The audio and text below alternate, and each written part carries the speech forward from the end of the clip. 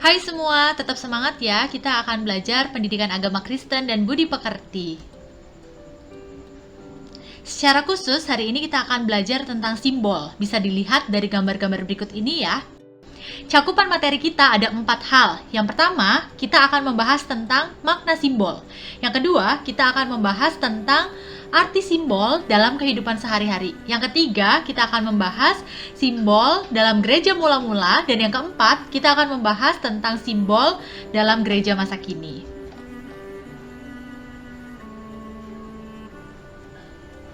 Makna simbol. Simbol berasal dari kata Yunani sumbolon, yang berarti suatu benda atau pengingat. Simbol bisa berupa objek, benda, tindakan, peristiwa.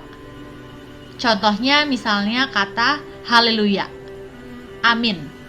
Kata haleluya bisa berarti terpujilah Tuhan.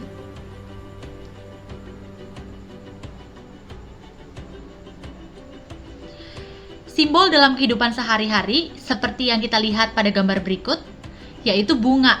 Bunga dapat menyampaikan pesan kasih mesra, namun bisa sebaliknya, dapat menyampaikan duka cita.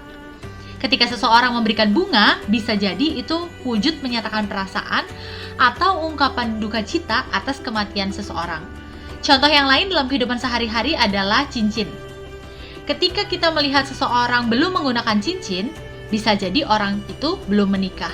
Namun ketika kita melihat ada seseorang sudah memakai cincin, berarti orang itu sudah menikah. Cincin sebagai simbol tentang pernikahan. Simbol pada gereja mula-mula, seperti yang bisa kita lihat pada gambar berikut, ada simbol salib dan juga iktus. Salib melambangkan kematian Tuhan Yesus di Bukit Golgota. Salib juga melambangkan kekekalan, kesempurnaan. Salib juga melambangkan bangkit dari maut. Yang berikutnya adalah simbol iktus. Yesus Kristus Theos Uios Soter. Yesus Kristus, anak Allah juru selamat. Ini berasal dari bahasa Yunani. Simbol pada gereja mula-mula yang lain adalah alfa dan omega. Alfa merupakan abjad pertama dari huruf Yunani. Omega merupakan abjad terakhir dari bahasa Yunani. Ini menyimbolkan tentang Tuhan Yesus yang menyatakan dirinya adalah alfa dan omega, yang awal dan yang akhir. Simbol Ciro yang berarti Kristus dalam bahasa Yunani. Simbol yang lain pada gereja mula-mula adalah simbol Kristus seperti yang terlihat pada gambar berikut. Dan juga misalnya simbol seorang gembala beserta dombanya. Gembala itu berarti Yesus, dombanya berarti kita sebagai jemaatnya, yang berarti kawanan domba Allah. Yesus adalah sang gembala, kita harus mengikuti sang gembala. Simbol gereja masa kini bisa kita lihat dari warna-warna kain liturgi. Seperti gambar berikut ya. Warna-warna liturgi inilah yang biasa kita pakai dan kita lihat di gereja. Warna-warna liturgi ini biasanya ada di stolam yang dipakai oleh pendeta ataupun majelis, kemudian kain-kain dekorasi yang ada di altar gereja. Warna putih misalnya melambangkan warna terang, cahaya lilin. Biasanya dipakai pada saat Natal, Paskah, kenaikan Tuhan Yesus, ataupun acara-acara khusus seperti baptisan dan juga perjamuan kudus. Lalu warna yang berikutnya adalah ungu. Warna ungu menunjukkan penyesalan atau pertobatan. Biasanya dipakai pada saat Paskah, sebelum Paskah, pada saat Minggu Sengsara, ataupun pada saat sebelum Natal, yaitu Minggu Advent. Warna liturgi yang berikutnya adalah merah.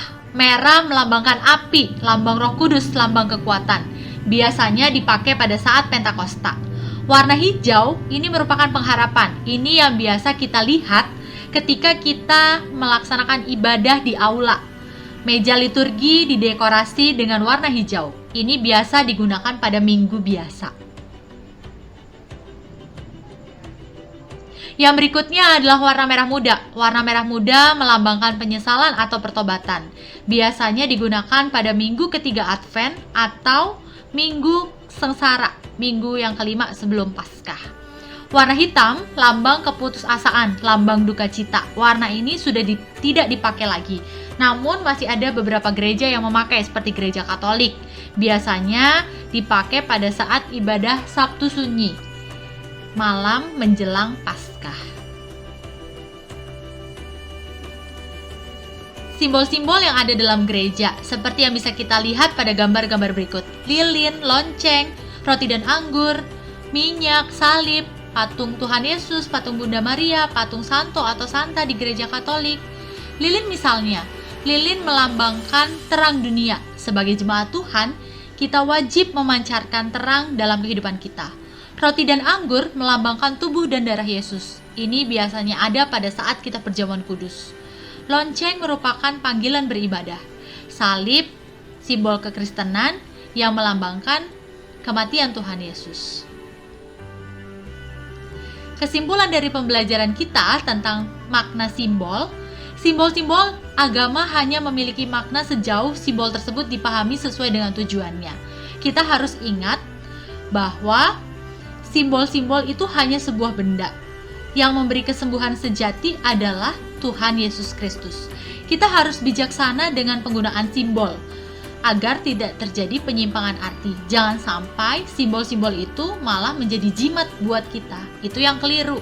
Ketika kita menerima minyak urapan, ketika tubuh kita merasa sakit lalu kita butuh minyak urapan, jangan berfokus pada minyak urapannya, tetapi berfokuslah kepada Sang Pemberi kesembuhan sejati, yaitu Tuhan kita, Yesus Kristus.